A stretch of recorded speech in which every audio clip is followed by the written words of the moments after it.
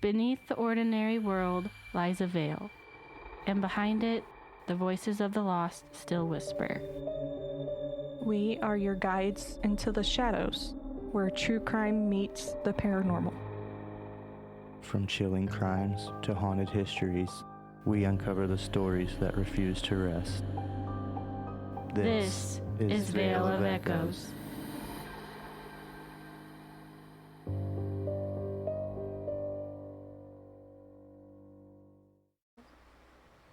Some monsters don't hide in the shadows.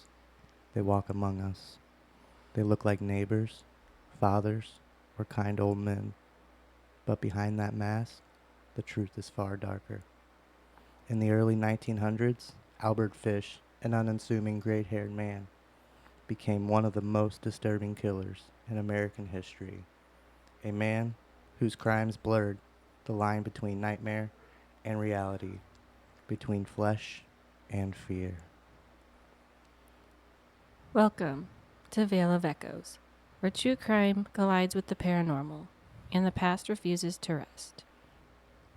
We're your hosts. I'm Lyndsay. I'm Zach. And I'm Bria. This is where we tell the stories of history's darkest crimes, and the strange energy they leave behind. Some echoes take the form of headlines in courtrooms, others linger in places, in memories, even in the air itself. And if you're listening right now, you're here with us at the very beginning, our very first episode. Thank you for stepping into the unknown with us. Tonight, we open the veil with a name that still chills the air nearly a century later, Albert Fish. Before we begin, a warning. Tonight's case walks into some of the darkest corners of human nature. The story of Albert Fish involves violence, children, and cannibalism. We won't hold back on any disturbing details because they're part of the truth, but we want you to know up front that what follows is deeply unsettling. Listeners' discretion is strongly advised. So Albert Fish, some called him the Gray Man, others the Boogeyman. To a few, he was the Brooklyn Vampire, the Moon Maniac, the Werewolf of Wysteria, a man whose crimes were so gruesome, even seasoned detectives struggled to put them into words. But every story has a beginning, long before the headlines, long before the trials, long before the electric chair. Picture it, Washington, D.C., May 19th, 1870. The Fish family welcomes a baby boy, Hamilton Howard. They couldn't have imagined what the child would one day become, what shaped him. What is the family's shadowed history of mental illness, the cruelty of the orphanage, or something darker? That's where we'll start. Albert Fish entered the world as Hamilton Howard Fish on May 19, 1870, in Washington, D.C. He was the youngest of 4 children, born to Elaine Frances Howell and Randall Fish. His father was 75 years old at the time, unusually old for a new father, even in the late 1800s. His mother would later tell Albert that he was named after Hamilton Fish, the U.S. Secretary of State, who the family claimed to be related to. But the Fish family was troubled. Mental illness ran deep through their bloodline. His father suffered from religious mania. An uncle also struggled with mania. A half-brother was diagnosed with schizophrenia. His sister battled her own mental afflictions, and his mother experienced vivid hallucinations. Several relatives were eventually committed to asylums. It was a family marked by instability, a shadow that Albert never escaped. In 1875, when Albert was just 5 years old, his father died suddenly. His mother, unable to support the family on her own, placed him in an orphanage.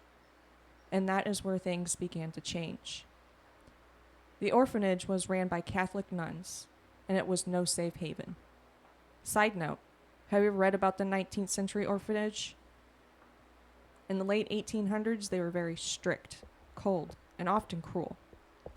Children marched in silence, wore identical uniforms, and could be punished for the smallest slip. Punishment meant whippings with leather straps, public humiliation, or being forced into exhausting labor. These weren't places of care. They were places of control. There was a lawsuit in 1996 against St. Joseph Orphanage in Burlington, Vermont. One witness said that they observed 2 children get murdered by nuns. One witness seen a little boy get thrown out of a 4-story window. Places like this carry so much suffering. What do you guys think? I mean, how are you supposed to love Jesus and do those things, you know? I mean, it's pretty twisted. There's a lawsuit against it. Obviously, there's not a place of care. Obviously, there's no Jesus involved. No. I feel like they're just using it as an excuse. You know, like many religious. Yeah, there's no Jesus involved in this case. Well, for most children, that kind of environment left scars. But for Albert, it awakened something darker. He later claimed the staff beat the children daily, and he began to enjoy the pain. Teachers would shred the children's clothes, whip them mercilessly, and sometimes force others to watch. And Albert admitted, "The more they hurt me, the more I wanted it. I saw many boys whipped. It ruined my mind." He wasn't just surviving abuse. He was adapting to it, twisting it into something he craved. That early conditioning would shape the rest of his life. And remember, this was the late 1800s. There was no therapy, no interventions, no protection. Just punishment, discipline, and silence. It was like the foundation for a monster was being poured brick by brick. It was also said that around this time, young Albert fell from a cherry tree and had suffered a head injury, leaving him with lifelong headaches, dizzy spells, and a severe stutter. The orphanage and that injury together left marks that never healed, physically, emotionally, and psychologically. It makes me wonder, do you think the abuse alone would create someone like him, or was there already something darker in there? I think both. You don't see the other kids turning into that. I just think he just got screwed over. I mean, being in the orphanage and then having a family history of psychoticness. Yeah, the mental illness, the Hitting his history of head. mental illness. Yeah, it runs like a river in that family. Yeah. Unfortunately, yes. Oh, I could say the same thing for mine. In 1880, Albert was now 9 years old when his mother eventually found stable work with the government. She brought Albert home, but the seeds were already planted. As soon as they would take root in ways no one could have imagined. By 1882, when Fish was only 12 years old, he formed a relationship with a telegraph boy who introduced him to drinking urine and the consumption of feces. He also began visiting public restrooms so he could see other boys undressed to satisfy his sexual gratification. When Fish was 15, he graduated from public school, and to rid himself of the ridicule that he was subjected to by his fellow classmates, including getting the nickname Ham and Eggs, he changed his name from Hamilton to Albert, which happened to be his deceased younger brother's name. I don't know. Ham and eggs. What's up, Ham and Eggs? Every time, Yeah. I mean, it was only the 1800s, so I guess they didn't have other nicknames be thrown at him, but Ham and Eggs to the front of the line. Well, Albert didn't like it, so. no, he didn't. Ham and Eggs. Your ham and eggs are ready?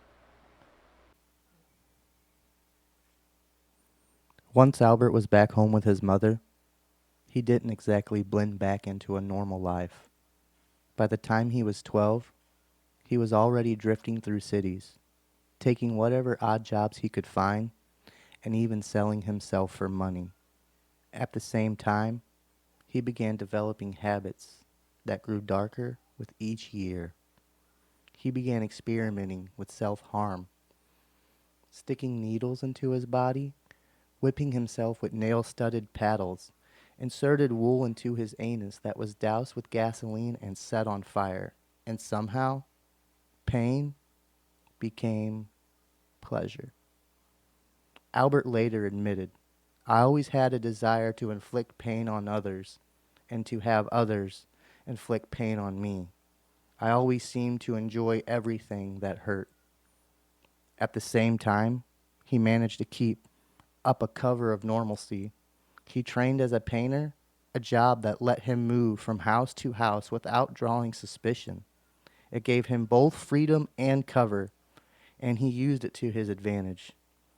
Fish targeted those he thought no one would miss: people living in poverty, people of color, and individuals struggling with mental health. Their invisibility made them easy prey. He would lure them in, sexually assault them, and then slip away, protected by the consistent movement his work provided. In one of his stranger habits, Fish would sometimes work with nothing beneath his overalls, convinced that if people saw him later on the street, they wouldn't recognize him.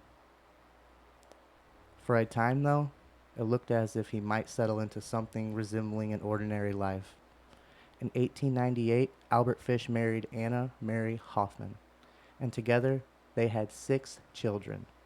To the outside world, he looked like any other hardworking husband and father, but inside that home, his darkness never stayed buried. He would whip himself with a nail-studded paddle, sometime even forcing his children to strike him with it. For Fish, cruelty was something to be normalized, a daily ritual of pain disguised with family life. And while his children endured it, they also helped shield him from suspicion. Neighbors saw only a man raising a large family, not the obsessions that consumed him behind the closed doors. In 1911, while still married, Fish lured a 19-year-old disabled man named Thomas Keaton in St. Louis into staying with him for nearly 2 weeks.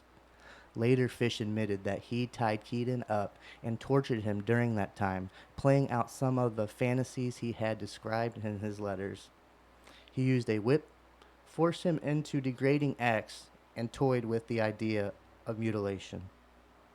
According to Fish, his original plan was to kill Keaton and end his torture by cutting off the tip of his penis. But he claimed that after looking at Keaton's face, he had a sudden change of heart. He poured peroxide on his wound, wrapped it in a Vaseline-covered tissue, left him $10, and kissed him goodbye. He let him go. It might sound like mercy, but it wasn't. For Fish, the decision wasn't about compassion. It was about power. Holding someone's life in his hands and choosing, on a whim, whether they would live or die. Even when he spared someone, it was never out of kindness. It was control. I don't even think they know if he survived from it. It wasn't said anywhere. Oh, from his wounds? Yeah. It never said if the boy lived or died that he was just let go? Not that I could find.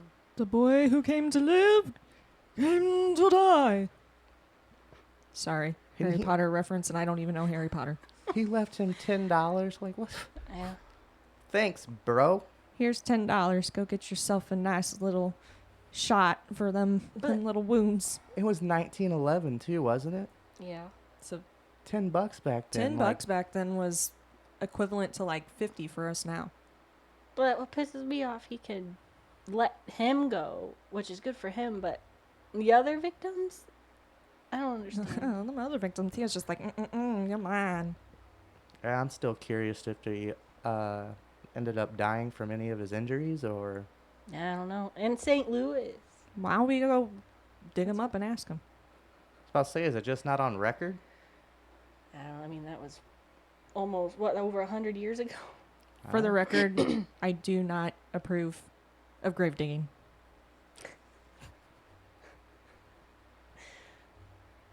Me neither. I mean, you can do it if you want, but I don't condone it. Yeah. Anyways. By 1917, his marriage collapsed when Anna left him for another man. abandoning fish to raise the children alone. Aww. From that point on, his compulsions only deepened.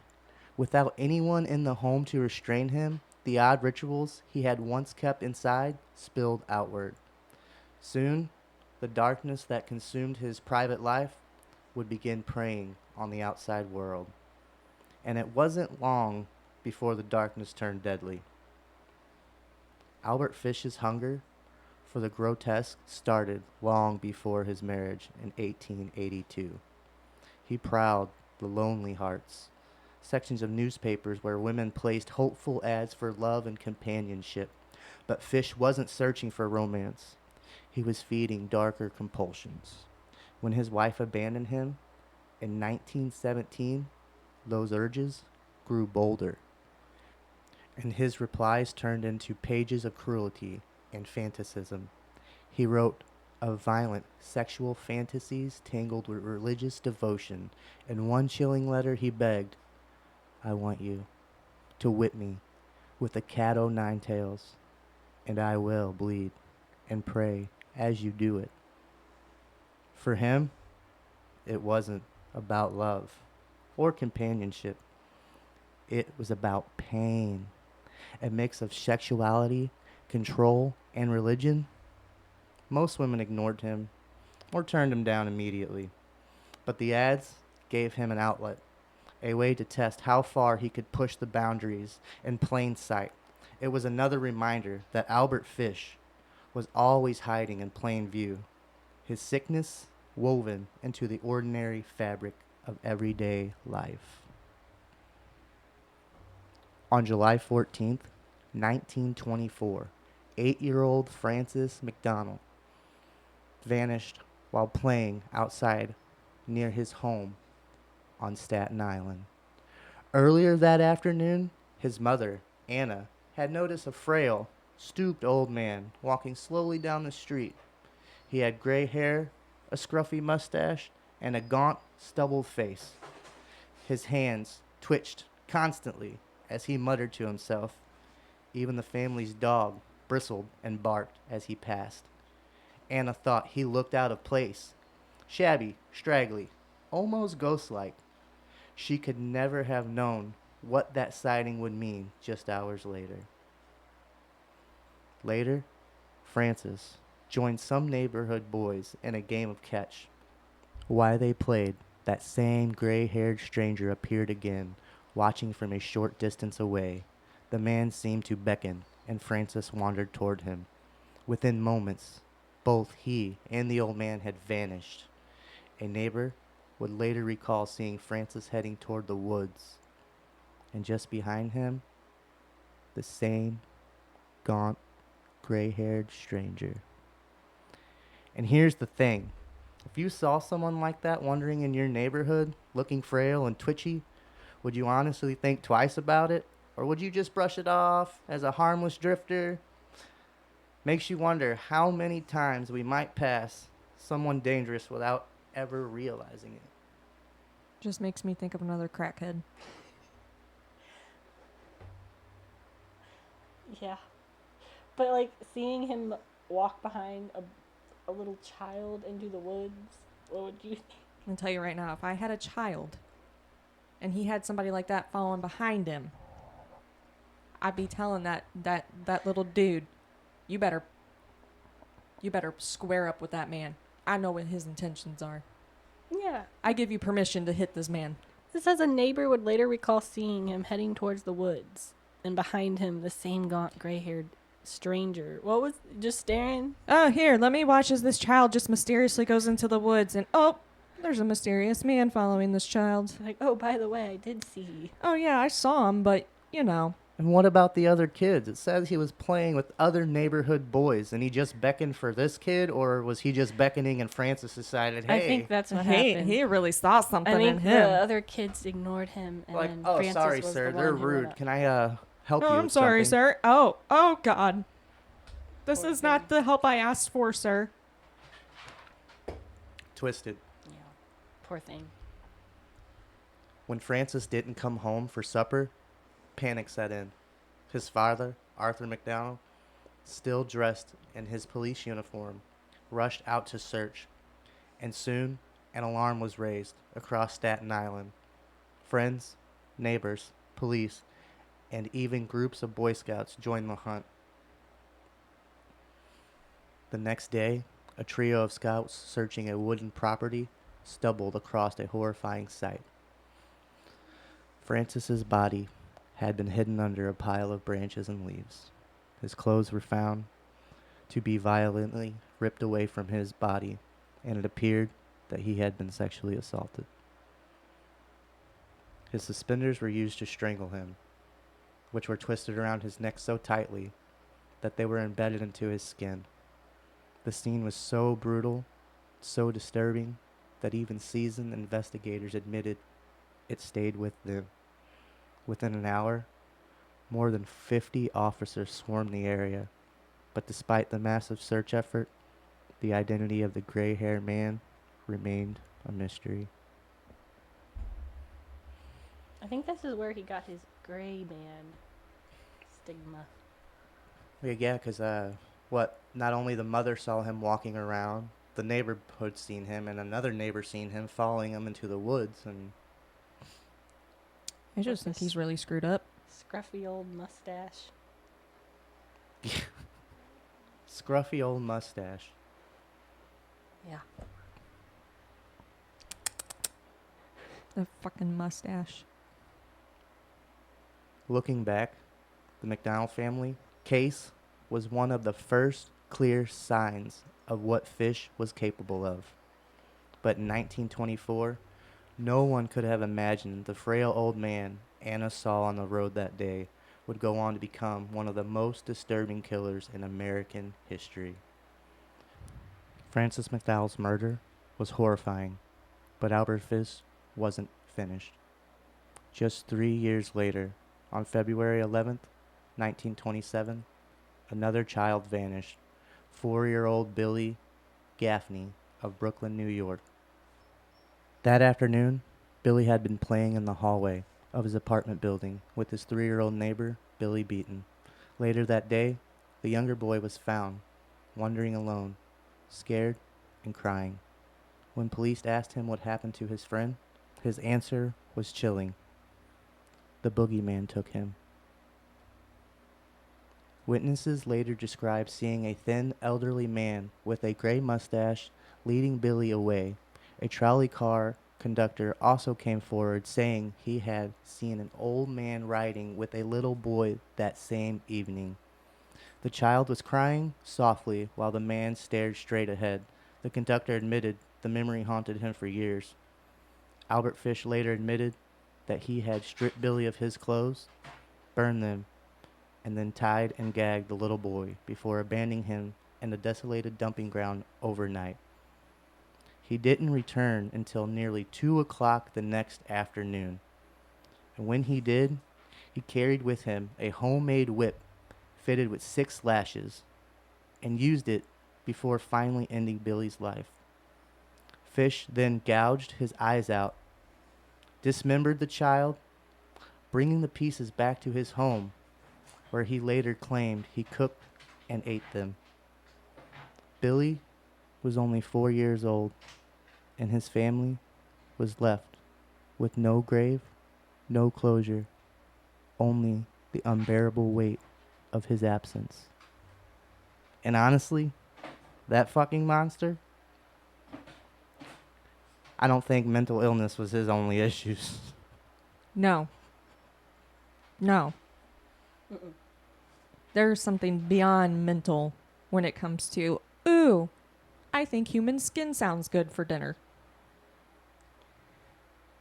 Yeah. Once you start enjoying the punishment that is put onto you and turning that into pleasure, then that's maybe when they should have checked into his head a little more and locked him up. I feel like his theme song is S&M by Rihanna. I mean, if you think about it, she says chains and whips excite me. So, I mean, chains and whips obviously excited him. I hate this guy. Let me just take this whip here. I don't know. Like, just leaving him there overnight. It's awful. Yeah, because it doesn't say what time they arrived. Yeah, well, Yeah, I don't know. I know it was sometime in the evening.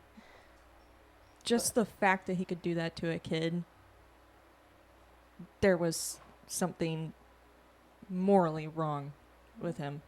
Not just mentally. He had no morals. And he's 4 years old. I couldn't even finish reading the book where I got this. Was from Harold Schechter. He wrote Deranged about Albert Fish. And I couldn't even read this part without crying because it reminded me of Zack and I's son Lane. Because he's around the same age. It's definitely different when you have your own kid. That's awful. Now, I mean, for me, I don't have any kids. I'm okay with that. My kid is a dog. Hey, that's... But I can tell you right now that if Albert Fish was alive today and went after my dog and ate him, I'd be going after him and eating him. Don't touch my dog. Right? Yeah. Don't same. touch my dog. That's when shit gets real. Don't touch animals, don't touch children. I'm going to say don't touch animals first, but obviously never touch a child. Mm-mm. But I'm telling you right now, if he was still alive, I just hope wherever he is, he's rotting in the deepest parts of hell that exists, you know? I kind of hope that he's having his skin torn apart every single day. Well, he would enjoy it, apparently. Well, maybe not every single day, though. Might actually start saying, okay, this is getting boring. I need something else to excite me. Kind of like a drug addict. Well, Sure. pot's not doing anything. Woohoo! Heroin. Yeah. I feel like if it wouldn't have been the early 1900s, that's exactly probably what he would have been doing. Oh, yeah. Doing some mercury, too. Yeah, along with still shoving those needles up there, but... Yeah. And didn't you say he shoved them in his scrotum? He shoved them in the area between the scrotum and his anus. Yeah, because I read he tried to do it through... Right into the taint, because the testicles hurt too much. Yes. Yeah. Like, even that caused him... He said he started to cry, is what I heard. Wow, Like, he really? actually can cry? Yeah. Oh my God. You shouldn't have stabbed yourself on the balls. That's the only way I can feel pain. Guy's fucking psycho. But Billy's case wasn't an isolated tragedy. Fish had been drifting from place to place, always targeting the most vulnerable, and each time, his compulsions grew darker, the violence escalated, until finally, his obsession brought him to the case that made his name infamous, the disappearance of Grace Budd. It was June 3rd, 1928, and Albert Fish had a plan. He spotted a newspaper ad placed by the Budd family. They were looking for work for their teenage son, Edward. Fish showed up at their New York City home in a neat suit, carrying himself like a man who could be trusted, introducing himself as Frank Howard, a successful farmer. He claimed he needed a strong young man to help him with farm work, and Edward seemed like a perfect fit. But when he arrived, he met Grace Budd, Edward's 10-year-old sister, and in that moment, his plans shifted. He told the family that before Edward came to work, he needed to attend a niece's birthday party in the country, and that he'd be delighted to take Grace along. The Budds trusted him. He spoke gently, smiled often, the pictures of a respectable old man. He seemed polite, charming even.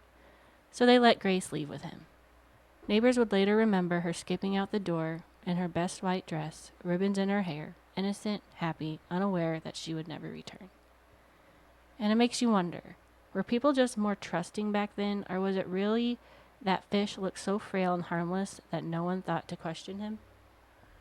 I think there was too much trusting back then. Oh, yeah. You didn't have social media like you do No. nowadays. I remember my grandma would even say they would get rides from strangers all the time. Yeah, I No mean, problem. that back then it wasn't such an issue as it is nowadays. Mm-hmm. You know, you've got social media, which fuels the fire to a lot of things. So it's like, here you go. That and you just want to believe everybody's good, you know? Yeah. You want to try to, but Mm-hmm. Yeah, I mean, but it's cases like this that made us today weary of people walking around looking like that, because they're not just walking around looking, having a nice day. No, there's something wrong. Definitely. Very, very wrong. Yeah, and I like how he only went after children, because if he tried going after adults, I feel like he wouldn't.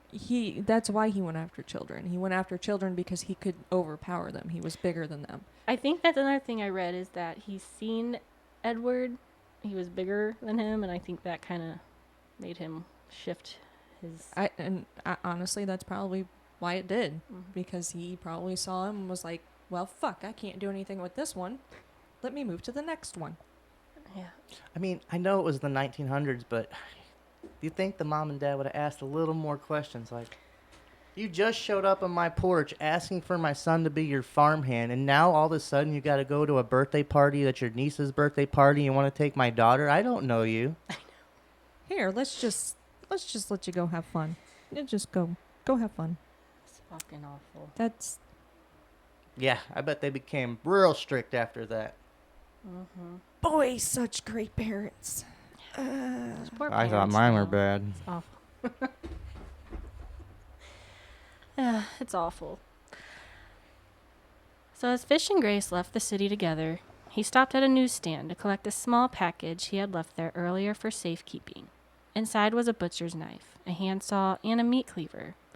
Grace had even been the one to remind him not to forget it, kindly pointing out the bundle as they walked. If only she had known what that package really contained.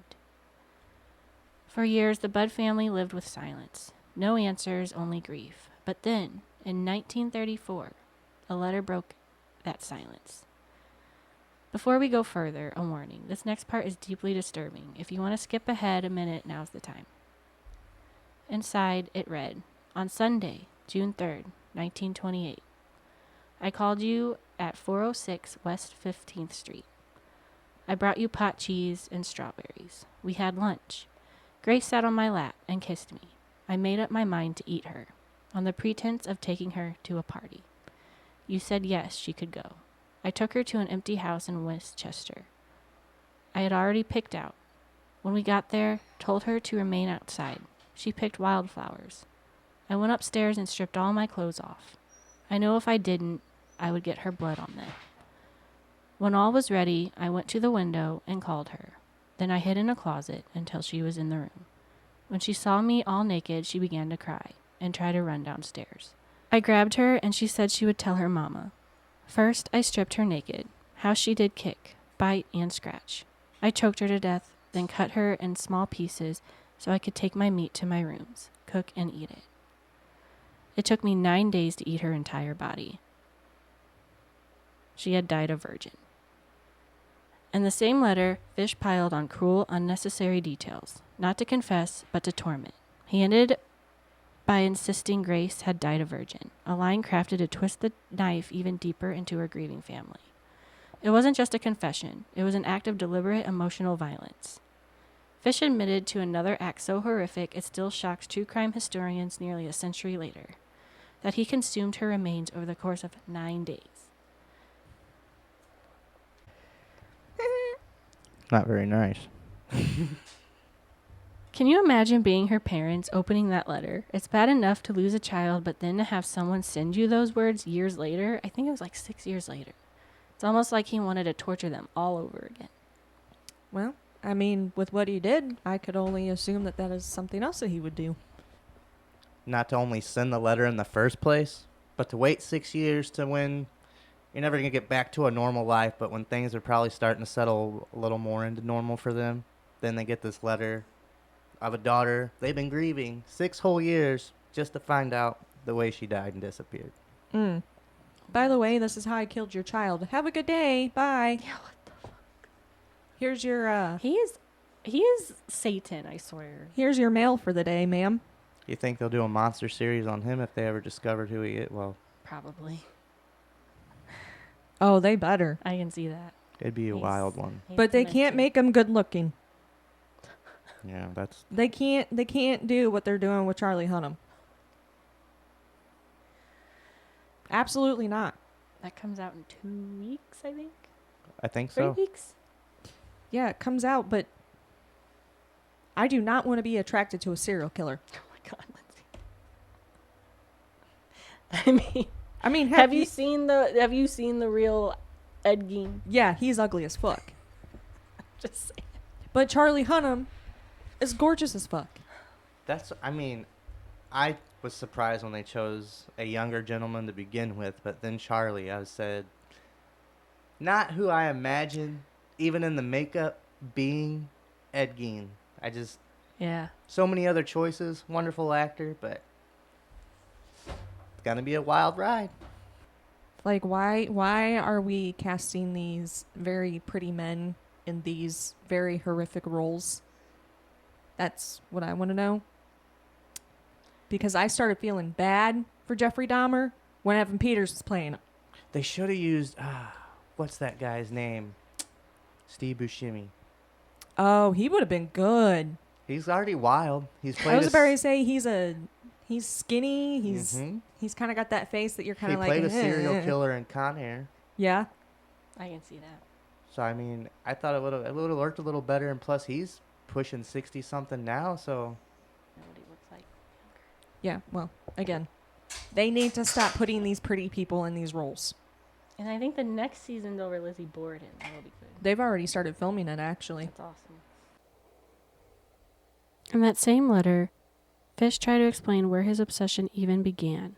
He claimed that years earlier, a friend who had traveled to China told him about a famine there, and that during it, human flesh was supposedly considered a delicacy.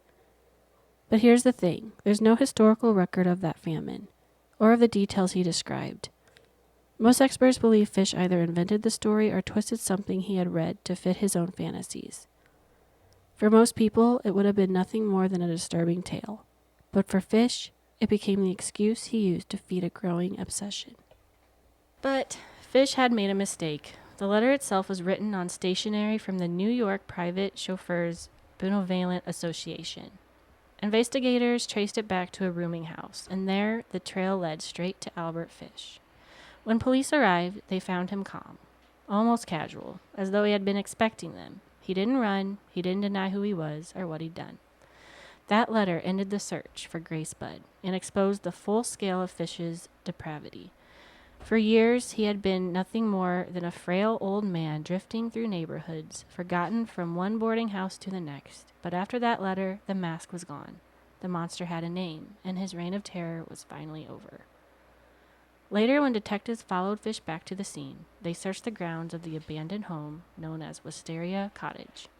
Behind a stone boundary wall, they uncovered what was left of Grace. Fragments of bone, including her skull, hidden beneath the rocks. It was the grim confirmation of everything he had written in that letter. Yep, no fucked up. How is this okay? It's not. I just want to know what He's goes Satan into someone's in flesh, brain I that swear. says, "Oh, I think this will be a good idea." He's one of the worst ones, I swear. Yeah, psychology needed to come around about 100 years sooner. If not even sooner than that. Yeah, and they didn't have that back then, so Yeah. They No. might have not listened way back therapy then they didn't either. have none of that. No, and actually, my grandmother, one of her brothers, was beat to death because he had schizophrenia. The police didn't know how to handle it, and they beat him to death. Thought he was drunk. It's awful. Yep. Albert Fish's trial began in March of 1935, and the courtroom was packed. Reporters, spectators, and a jury all gathered to hear testimony that would push the limits of what people could even imagine. The defense argued insanity, painting him as a man plagued by hallucinations, by voices from God, driven by compulsions he couldn't control. His children even testified. And this was one of the most complicated moments of the trial. They told the court that in their eyes, he had been a good father. He never laid a hand on them in violence. But their memories revealed a much darker reality. They spoke of him beating himself with a spiked paddle while they watched, sometimes even forcing them to strike him. They remembered him standing naked in their home, reciting scripture while whipping himself. Disturbing rituals that blurred pain, sex, and religion, all played out in front of children who were too young to understand. And beyond their words, the jury also heard the cold facts of his crimes. Grace Budd wasn't the only child Albert Fish took. There was Frances McDowell, the 8-year-old lured from Staten Island. There was Billy Gaffney, just 4 years old, last seen crying beside a frail old man on a trolley car. Investigators believe there were many others, children whose disappearance were never fully solved. Their names and stories weighed heavy in the courtroom, a reminder that the shadow he cast fell on more than just one family. In the end, the jury wasn't convinced by insanity defense. Yes, Fish was disturbed, but he also knew exactly what he was doing. His planning, his lies, the way he manipulated the Budd family, all of it showed intent. After just 30 minutes of deliberation, they returned their decision. Guilty of first-degree murder. The sentence was death by electric chair at Sing Sing Prison. On January 16th, 1936, Albert Fish was led to the chair. Witnesses said he faced it with eerie calm, even helping the executioner adjust the straps. There was a long-standing rumor that the dozens of needles embedded in his body caused sparks when the current surged. Though prison officials later denied it, still, the images endured. His final words were chillingly simple. What a thrill. With those final words, the life of Albert Fish ended, but the shadow he cast still lingers. His crimes left scars that can't erase, and his name remains one of the darkest in American history. And here's a question for us. Do you think true justice was served in this case? Or can justice even exist when the crime is something this horrific? For the Budd family, and for the McDowells, and for the Gaffneys, there was at least an end to the waiting. The frail old man who had haunted their lives was gone. Which leaves us with the question, was Albert Fish truly insane? Or was he simply evil? Psychologists who studied him were divided. Some pointed to his sadism, masochism, and even twisted religious visions as signs of severe mental illness. Others argued he was fully aware that he did behind illusion, but always knew exactly what he was doing. And remember, this was the 1920s and 30s. Mental health science was still in its infancy. The words psychopath and serial killer weren't yet common. People struggled to even name what Albert Fish really was. So what do you guys think? Can someone be both insane and evil? Or does one cancel out the other? I think he was just evil. Yeah. 100%. This dude was like, hail Satan. And to think that his children said he was the best dad also is creepy. Yeah, that is what you would call PTSD. Something. Traumatic. I remember, I think the son or I don't know, the son or daughter walked out one night and he was on a hill just yelling, "Jesus, I'm Jesus Christ." With his dick out? I hope, maybe they walked in on him naked a few times doing weird stuff, so. Well, how you doing there, son? So if they didn't really use words like psychopath and serial killer, then how are they aware he had a mental illness? They're just like, well, this guy's nuts. This guy's nuts. I mean, what did they do back? Yeah, because back then with the asylums, they took those people. Yeah, they just took them. They didn't. Yeah, they only. I don't know. Well, I guess because they he thought hid. drilling into their head would help. Lobotomy. Yeah, they thought that was gonna help people. I mean, if his family hid, his. All 6 children. Because if you think about it, he was kind of under the radar that whole time until he wrote that letter. I want to say pure evil. It comes down to the planning and knowing what he was doing. Yeah, you can be mentally ill, but that's pure evil. Like, there's plenty of mental ill people that have no evil in them. They're just people out there that are mentally ill. Well, like I said earlier, Not all those children psychopaths. in the orphanages, they didn't. I mean, No. that I know of. You know. There hasn't been a case on any of them coming out of there. I think on this one, you can throw the mental health out the door only because of what he did. You cannot blame mental health on killing children, eating them, and sexually abusing them. Exactly. No, because how many different things are considered a mental health illness? So many, especially now. Back then, obviously none. But with all the ones that we know of, who knows what he was suffering from? He could have a minor, or he could have been fully deranged, but there's nothing pointing that he was having a crazy manic episode. There's planning, there's thoughts, there's manipulation. He led these people to believe he needed help from their son just so he can kill their daughter. Well, and the worst part is that he didn't even have the intentions of the daughter first. No, so that goes to tell you Yeah. how quick he changes his mind. Oh, yeah. He's like, he saw Edward and he goes, yep, that's the boy. He goes in their house. Oh, nope. I changed my mind. Plans have changed. They have shifted. The planets have aligned for me. Yeah. That's awful. I was going to go after Edward, but I found Grace instead. And maybe that's the strangest part.